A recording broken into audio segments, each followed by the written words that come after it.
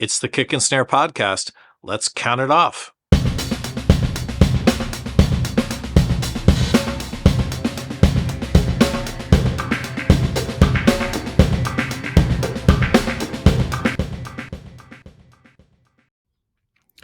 Welcome. I'm Michael Nevins. I'm host of the Kick and Snare Podcast. My guest today is Chantal Epp. Chantal, welcome to Kick and Snare. Thanks, Michael. Good to be here. Thank you very much for joining me. Chantal is the founder and CEO of ClicknClear, a music rights tech company. ClicknClear is focused on delivering licensed music to choreographed sports, athletes, teams, and performing arts ensembles for use in their routines. And I'm fascinated by this because it seems like you've zoomed in on a particular niche, which is always a cool way to start a business. Yeah, absolutely. And it kind of came out of, or was born out of a problem that we found and had a passion to solve. Great. So I want to get into that more deeply, but to set the context for those who may be listening or watching, I hope there will be people listening and watching soon. I recently had a conversation with Matt Cartmel, who's the chief executive of Music Tech UK. And as part of that conversation, I asked him about members of the organization who would be good for me to interview to learn more about the benefits of getting involved and the things that they're getting out of the organization and otherwise. So during that conversation, because Matt knows I love speaking with people who have what he calls squiggly careers, which I think is a good phrase. And he knows that particularly when those careers intersect with personal passions, that's the kind of thing I like to zoom on. He thought you'd be a good person to speak with, and here we are. Yeah. Well, I'm happy to explain a little bit more about how we got here today. Yeah, I would love for you to, you're doing things that intersect in an interesting fashion. And you built a very interesting business that serves a well-defined audience. I'd love to hear more about ClicknClear and, the backstory that got you here. Yeah, so my background comes from kind of the music industry. I've been in music licensing for quite some time. I studied music at university and fell in love with it and got really interested by music copyright. So I went into music licensing and I was working for a startup that was founded by Peter Gabriel. And we were licensing music into online and digital media. And sadly, that company went into administration, but the assets then got bought out. And at that time, I'm also a world champion cheerleader. I'm now a 2-time world champion cheerleader, and to have a music production company that makes music mixes for choreographed sports like dance and gymnastics and cheerleading. And so when Cheerleading was sued by a major label, I was perfectly placed to create a solution to the problem. And that's when I decided to start ClicknClear, mostly originally to kind of help myself and help my sport, but found that actually many other sports have the same problem. They're using music and have no way to legally license it. And that is what ClicknClear is here to solve. So we work with all of the record labels and music publishers, majors, independents, to make their music available with the specialist set of rights that are needed by these sports, including the right to edit and adapt the music into a mix to accompany their routines. And then we work with international sports federations to implement our technology that helps them eliminate copyright infringement risk and make sure that they are staying on the right side of the law. So it's very interesting. Thank you for telling us about the problem you're solving and otherwise, but I'm not sure that everyone in our audience will know much about music licensing, especially for performance. It's sometimes not intuitive for others to realize, oh, I have to pay to play somebody's music here. Aren't they making lots of money already? Can you get into that and at least briefly describe, how artists and composers should be compensated and rights holders and how you're solving that problem? Yeah, so obviously the most traditional use of music is that people are listening to that for private use and you're streaming that music or you're making it available for people to download and purchase. But that's really just for personal private use. The problem is when music is being used in any other way, it typically requires permission from the artist or the writer. So performing rights is something that is typically covered by a collecting society who covers the music to be played in a venue, for example. But the rights that we're specifically talking about are not performing rights. We're specifically talking about the rights for athletes to edit and adapt the music for their routines. So they typically will kind of create like a mashup or a mix of different pieces of music, and then I they're see. putting choreography to that piece of music that they've created or edited, and then they're creating copies of that music to distribute between the team members. So for example, in a cheerleading team, you might have 24 athletes who all need a copy of that music as well. So it's the rights that we deal with sit outside of performing rights. Performing rights are still required in a venue Right. to cover the playing of the music, but the athletes need permission from the artists and writers in order to use their piece of music in connection with their routine and to edit and adapt that music into kind of a new mix of music.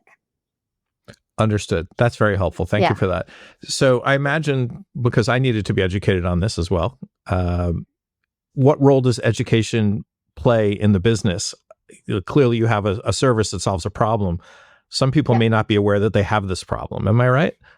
Yes, and unfortunately there have been a number of lawsuits that have happened. So the very reason I started ClicknClear was because a major sued Cheerleading for copyright infringement.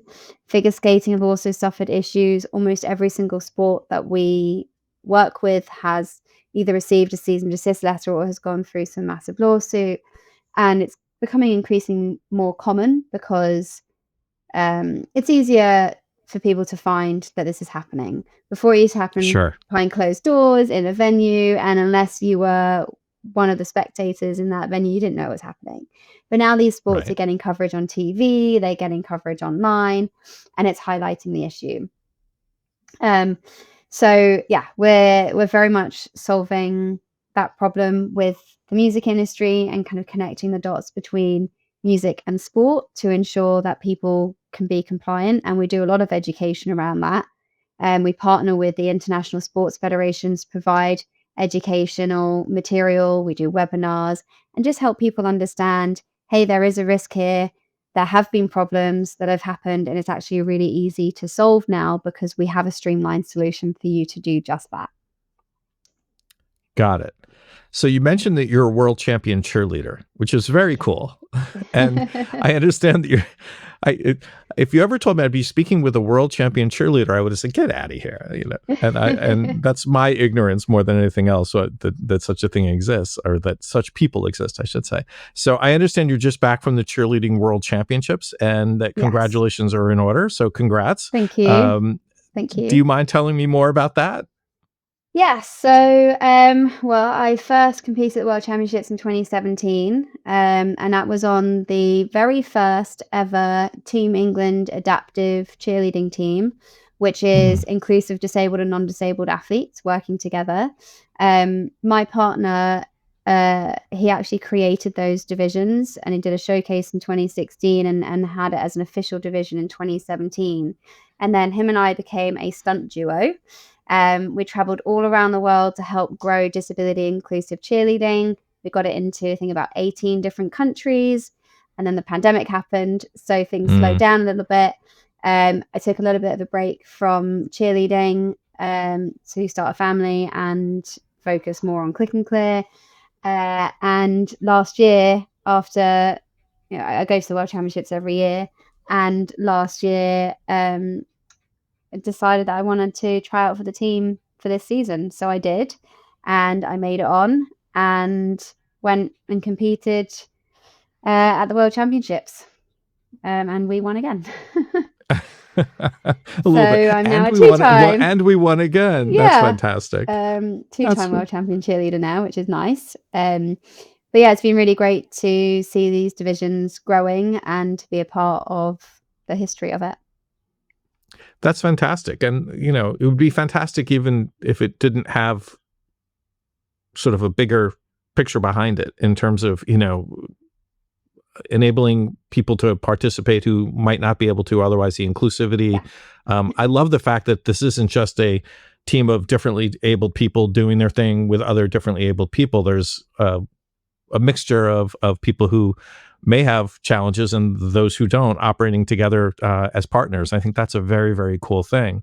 Yeah, it's been brilliant. Go ahead, please. Well, yeah, it's I much prefer working on the adaptive teams than the other teams, and what we've been able to achieve together is incredible with the athletes. But we're also starting to work towards a Paralympic version of the sport. Cheerleading is now an Olympic recognized sport, so naturally we need to get Paralympic recognition. And my partner and I have just started on building the first ever Paralympic eligible team, and hoping to showcase next year. Yeah, that's wonderful. That will be 100% athletes with disabilities, but it's a very specific criteria based on what is in the Paralympics, what's accepted for the Paralympics. It's interesting to me. I have a son who's autistic, and he doesn't shy away from me sharing that information. Typically, he's very proud of who he is, and very upfront about his differences. And he's somebody who has relationships and done things within, supportive communities that are exclusively autistic. Oops, I hit my mic here. He's done things in participates in things that are for folks who are on the spectrum, as we say, but also has many friends, activities, and otherwise in the mainstream environment. I'm probably butchering the right language to use here, so please forgive me. Don't beat me up too much. Anybody who might be listening to this, and I think not the idea of doing these things together is fascinating to me, because he's always somebody who's had to straddle a couple of different worlds, if you will, and has done it admirably, not always easily, but admirably. And it sounds like you're doing something that's really meaningful.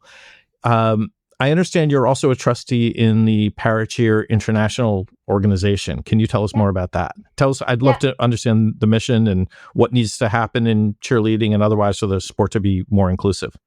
Yeah, so that's a charity that was founded by my partner, and it's an education advocacy charity. So we deliver workshops all around the world, and to help break down barriers for disabled participation, disabled people's participation in cheerleading. And we've done projects like cross-European projects to identify the barriers of participation, how we can better support athletes in participating in the sport, but also helping coaches understand how to be better coaches, how to adapt, being creative, because you're having to think outside the box as to how, for example, a wheelchair user can lift a human in the air, in the same way that someone who's a standing base can lift a human in the air and achieve basically the same outcome, but getting into it in a different way. And so it does make you think outside the box, be a bit more creative, and I think it really helps people become more adaptive. Got it. And yeah, that is what we do.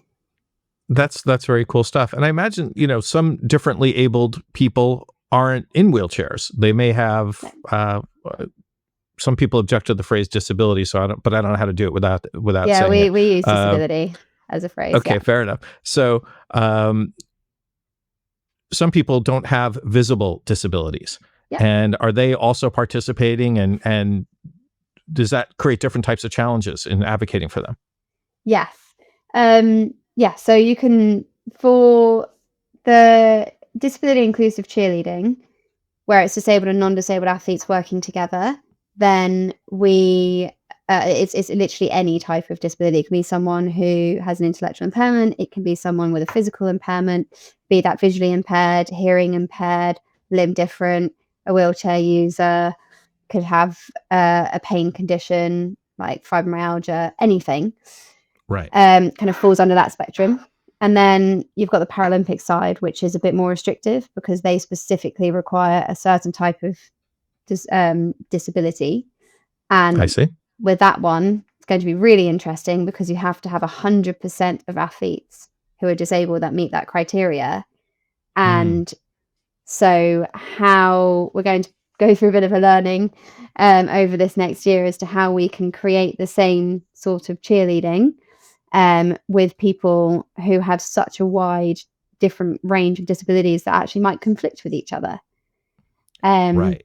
And you still need to have someone who gets lifted in the air, and you need people who are on the floor. So you couldn't have a team of 100% wheelchair users, because how are we going to then lift someone in the air? Understood. So it's going to be interesting challenge. But there are different challenges, and sometimes one person's disability, as I said, kind of clashes with another person's, and so the needs differ, and actually you might need to kind of change the format of the group of people in order to make something work. Right.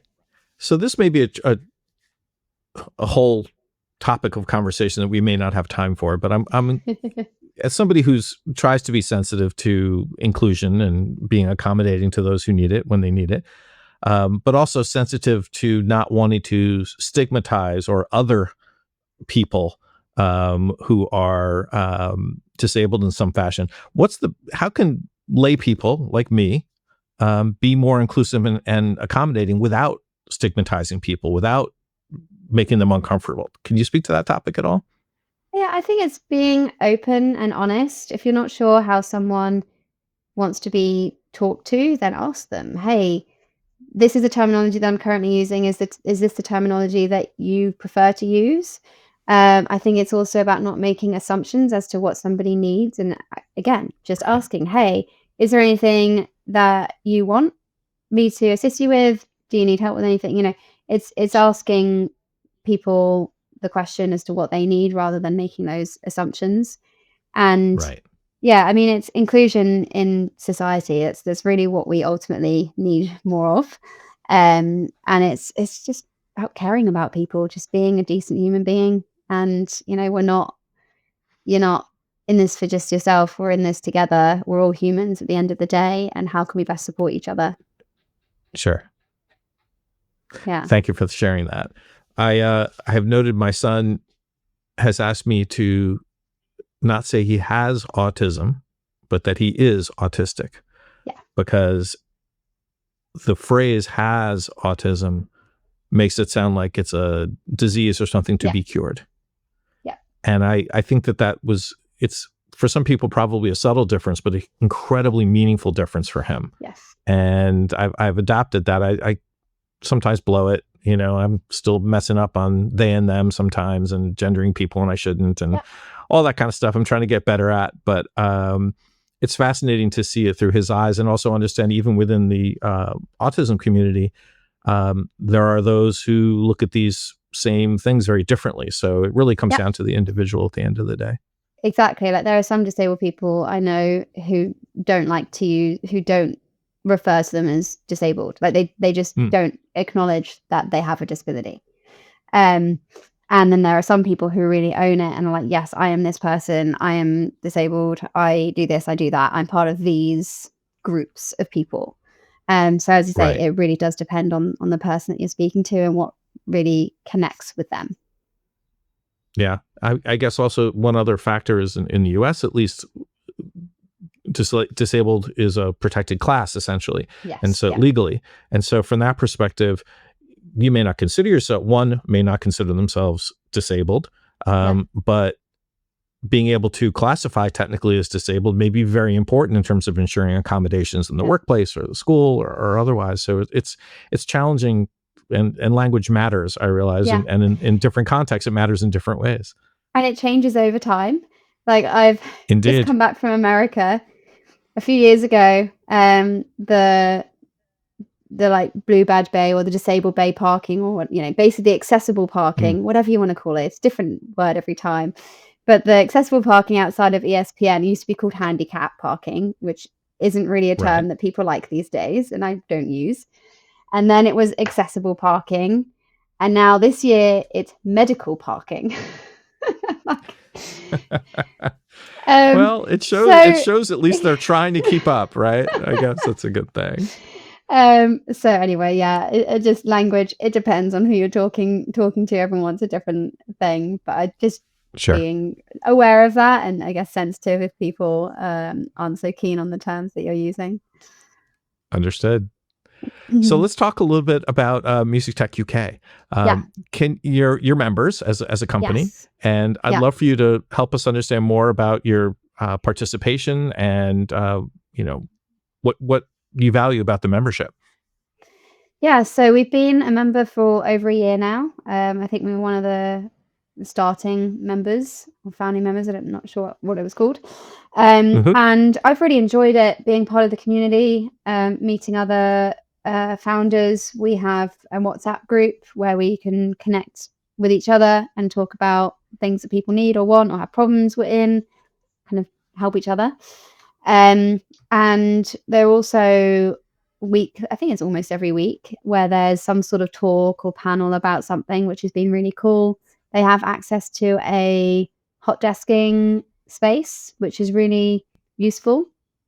I don't use it a lot because I'm not in London very often, but my whole team is able to get access to it as well. So whenever any of us are in London, we can kind of book the space, which has been really helpful as well. And yeah, I think it's just been good to be connected with other people. And there are these committees that are now being set up to really help grow and push this sector, I guess. Right. I've heard that now over and over, that the community connection piece is particularly valuable to members, and particularly as some are founders who are working remotely and not in typical office situations and may not necessarily collide with other people who are expert in the category. So it seems like that's a consistent benefit that people are bringing up. What are the key challenges that you see facing sort of music and tech companies, or tech companies that are operating in music right now? Key challenges, was that? Yeah. Well, I'm a licensing company, so I always bring up licensing as a key challenge, because many music tech companies and startups in particular will need some form of license in order to do what they're doing, especially if they're using other people's music. And that process can take years. And it's a massive challenge if you're trying to start up and get funding. Yeah. That timeline doesn't really work for investors. Right. Yeah. They can't wait for the business affairs team. Yeah. Yeah. You can't really wait years to get the kind of supply chain sorted out before you can even like release your product. So I think that is a big challenge that companies have. And with that, there's all sorts of additional challenges there around licensing and AI, using or creating AI tools, not having proper licenses to do so, or who even knows what the UK government is going to decide on that at this point in time. But yeah, I think that is a challenge. And the other big challenge is funding. There are just not very many investors that invest in the music industry. If they do right now, they're more focusing on buying rights or investing in rights as an asset, as opposed to investing in tech companies that are going to then grow that revenue. Right. And yeah, so it is a difficult space to be in, but it's a growing space. There are a lot of music tech companies that exist, and it is just kind of hard to get connected to the right sources of funding. Right. Yeah, I'm afraid it's a little harder right now, given the economy and the sort of the damage we're doing to it here in the U.S. Sorry, as far as I'll go in politics in this particular conversation. But yeah, it doesn't help anybody, and particularly those who are looking for funding outside the U.S. It's got to be a difficult time. Yeah. So sorry about that. Yeah. Well, this is like MTUK are actually trying to do some work to help change that, getting some data points, show people that this is an investable industry, right. kind of sharing the positive stories that exist, to help drive more and more funding. And in the UK, we are actually seeing more investment in the creative industries as a whole, and the government has made it one of its top priorities to like work with and improve the creative sector, because it is actually has a huge impact on the economy in the UK. So yeah, it is changing, and there's grant funding and all sorts of other sources of funding that aren't investment that companies can look at, but it's still lacking quite a lot in comparison to other sectors. You've been successful in male-dominated spaces for a long time. Now, I imagine that means that at times you were the only woman in the room, so to speak.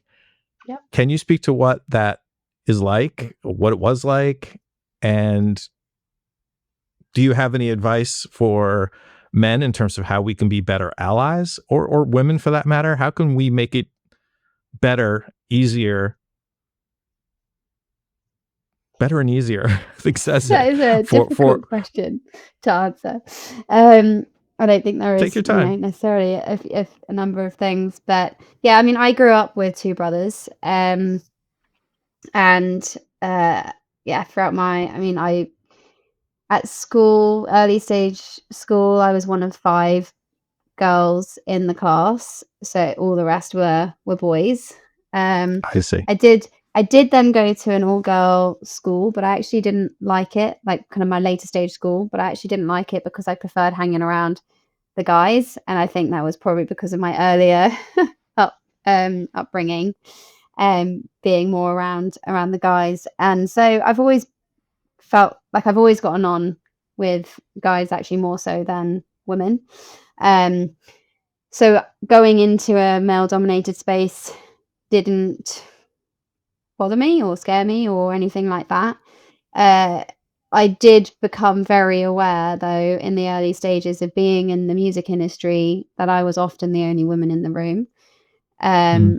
And I was at I'll never forget, I was at a bar with the previous company I was working at, with people who were working in the company plus some of the investors. And I remember going to the bathroom, which was the ladies' bathroom, and I come back out and I look around me, and I realized that everyone I was with was a guy.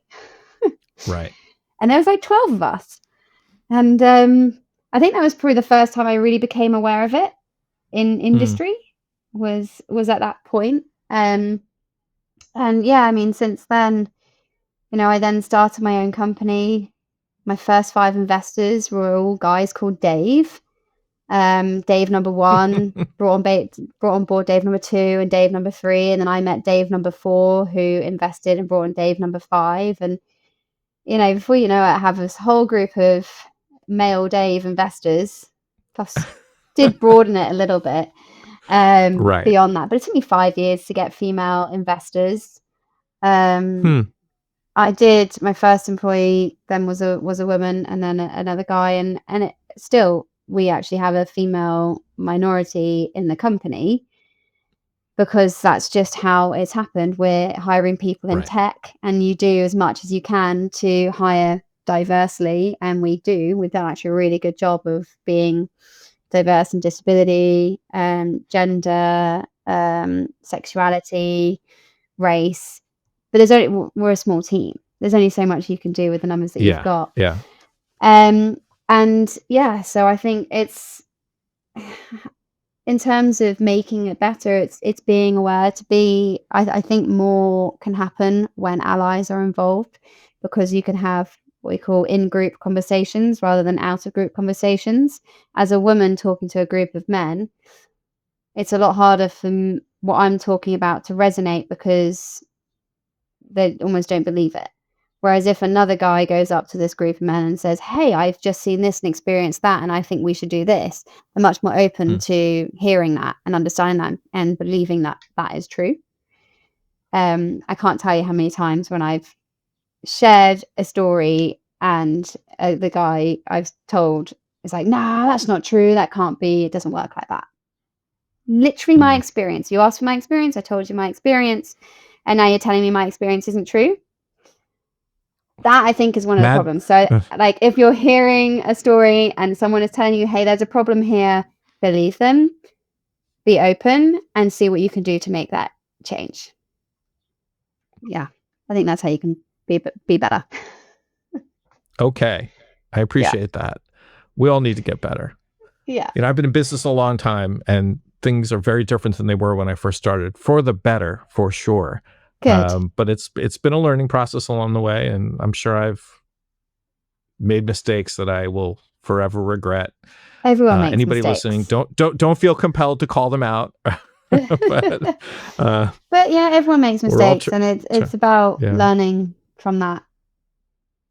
No hard feelings. It's just like, okay, made a mistake. Now I can learn and I can do better. I've had people call me out for saying something that they didn't agree with, and I've understood, oh, okay, I can understand your point of view and understand how you came to that conclusion and why you think that way. That wasn't my intention. My intention was this, but now I know better and can adjust how I talk about X, Y, and Z. Got it. Yeah. Yeah. All makes sense. So if you have a minute or two, I have a couple of other questions for you. Yeah.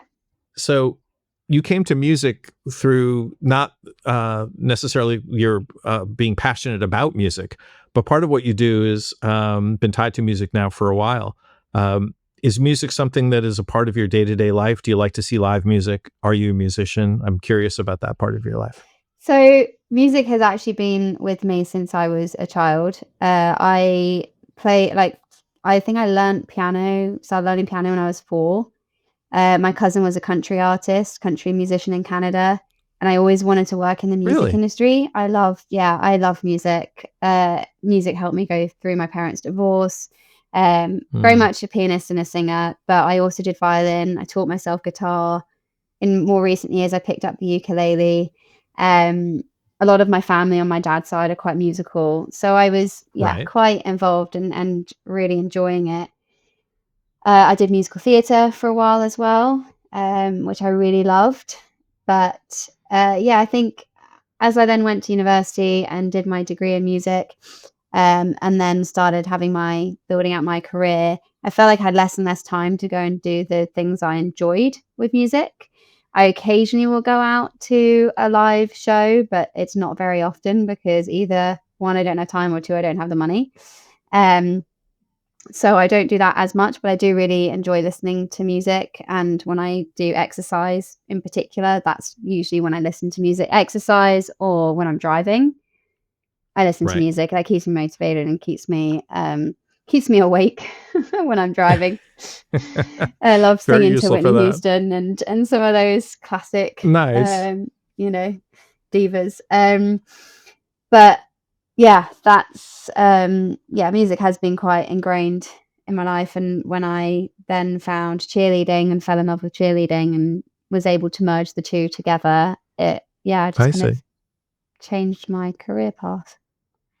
That's very cool. Thank you for sharing that. I'm sorry I misread that about your background. I didn't realize you had started out well, I don't really talk about it so much because I don't really talk about it as much as I used to. But then I did go into music production as well and had my music production company. Right. And that was interesting. I really enjoyed doing that. And I think as I started producing and mixing music, I stopped playing music as much. It's just whatever you have the time for. Yeah, it's hard to do everything. Yeah, I play drums in a rock band, which I love, and we play at clubs in Manhattan, and hopefully we make enough to get an Uber home afterwards. It's a very lucrative career, let me tell you. But I recently started playing jazz because I've always been a jazz fan, but I've never played it, and it's very different. And so trying to find the time to work and be prepared for the rock band gigs that are coming up and some recording that we'll be doing soon, but also be able to learn jazz is putting some pressure on my time, but it's a good problem to have. I'm glad I have interests. So, and every morning I walk in the park and I'm listening to jazz and analyzing music and that kind of thing. I was fascinated speaking with Gary Jones at Medi Music, who's a Music Tech UK member. And for those who are listening, I did an interview with Gary as well. So go check that out. This idea of music as a therapeutic experience, but as a therapy, I guess would be a better way to put it, is not brand new. But the idea of normalizing it and making it prescribable within medical circles is very, very, very cool for me. I was really fascinated to hear about that. So when you talked about this, how it affects mood and things like that, it seems like there's much greater support. There's always been recognition that music changes mood. We all knew that, right? But the idea that it could find its place so much more strongly in therapeutic context, I think, is very cool. So anyway, I digress. And I think we're probably over time, and I appreciate your being generous with your time today. So thank you very much for joining me. Yeah, no, thank you for having me, Michael. It's been a pleasure.